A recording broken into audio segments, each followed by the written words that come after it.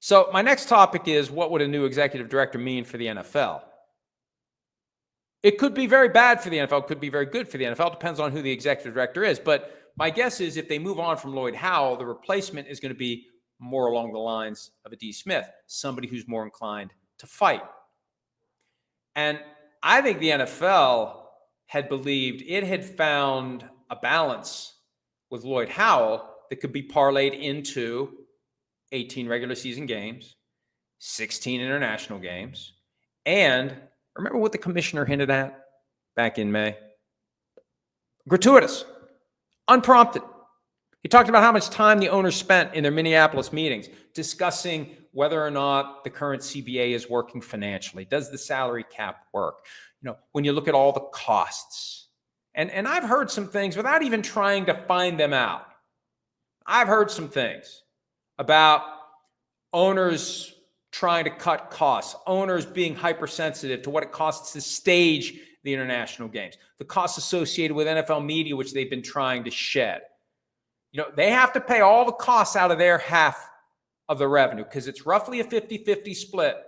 The players get half, the owners get half, and the owners got to pay all the costs out of their half. And as that dollar that they're cutting in half gets bigger and bigger and bigger, at some point you say, wait a minute, we're doing this wrong. We don't have to give them half. We'll give them whatever we want to give them, and they'll take it because they're not going to miss a game check and they're not going to miss a game. They want to play football and they want to get paid. And yeah, look, it's not like it's going to be an unfair amount. It's going to be a significant amount, but it's not going to be half. Look at how fans react. Oh, we'll have to have a bake. Oh, you're only making $3 million this year. We need to have a bake sale. Doesn't matter whether or not it's fair. Once it's more than what the average person makes, it's enough. What are you whining about?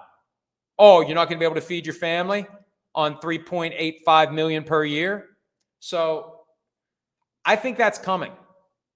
And the league seems to be intent to try to not just have more games in the regular season, more international games, less than 50% of every dollar going to the players. The union's got to be ready for it. And it may not matter at the end of the day because the players very well may accept the last best offer that the league makes before the players start missing game checks. But you still want somebody who's going to fight like hell to get you the best possible deal, knowing that at the end of the day, the players are going to take the last best offer. You want that last best offer to be as good as it can. And my concern, current management is not going to get you the absolute best offer. They're going to do a deal that's going to look good, but it's not going to be as good as it needs to be. Hi, it's Mike Florio. Thanks for watching PFT on YouTube. Hit subscribe for the latest news and analysis from Pro Football Talk.